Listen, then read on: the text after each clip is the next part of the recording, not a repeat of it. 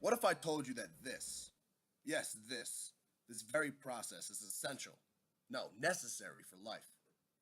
The unzipping of genes. It's beautiful, isn't it? Oh, well, I'm being told now that I have the wrong type of gene. Oh dear.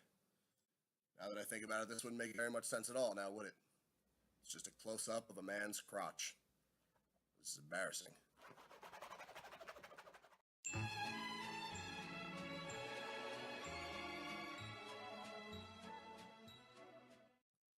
I'm sure you, Mr. Average Student, are now full of questions and terribly confused.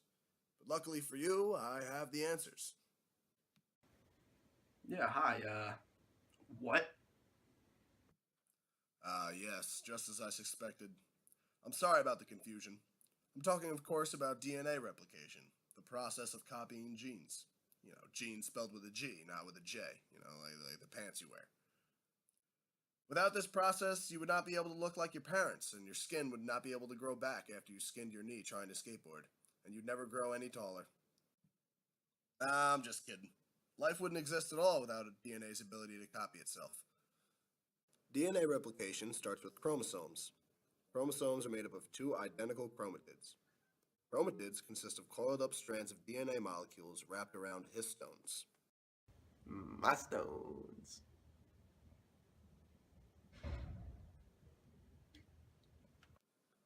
No, histones.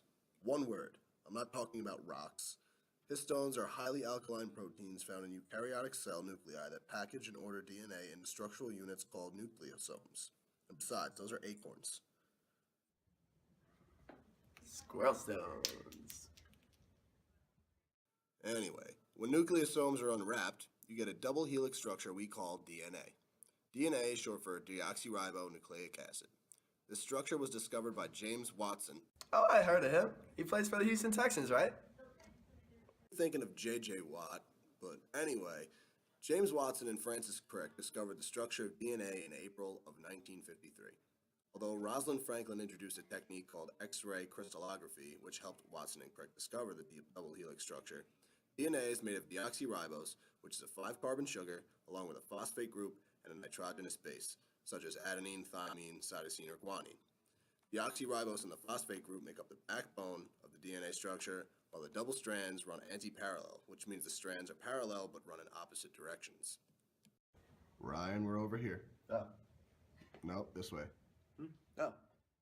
In the beginning of DNA replication, an enzyme called helicase unzips the DNA, creating 2 single strands from a double helix. These strands are held in place by enzymes called single-strand binding proteins. And then what? DNA polymerase attaches to the original strand and matches up nucleotides to create a new DNA molecule. This simple process occurs on the leading strand due to the fact that nucleotides can only be added from the 3' to 5' end. And then what? Strand, however, there is a different and more difficult process because it starts on the 5' end. RNA primase creates an RNA base for the DNA polymerase to attach to. And once the primer is in place, the polymerase can then add nucleotides to the original strand. However, since the DNA and RNA are present, they can't connect and there's a gap left open. This is called an Okazaki fragment. This problem is solved by the use of DNA ligase, which makes the whole strand consist of DNA and closes up any gaps. Okazaki. Yep, very good, Ryan. What happened to your clothes? I'm wearing a suit now. He's all smart. Yeah, now that you're full of knowledge and you're so dang smart, why don't you tell us all about PCR replication? PCR stands for polymerase chain reaction. PCR is a technology used to amplify a single or few copies of DNA. Scientists do this by the thermal cycling of DNA, meaning they heat and cool down DNA. Forensic officers use PCR to replicate DNA found at a crime scene to compare that genetic fingerprint to that of the suspect, discriminating that person from the entire world population, effectively showing a direct connection between that suspect and the crime committed, either confirming or exonerating the people originally convicted. Wow, I guess you really did learn something. Yeah!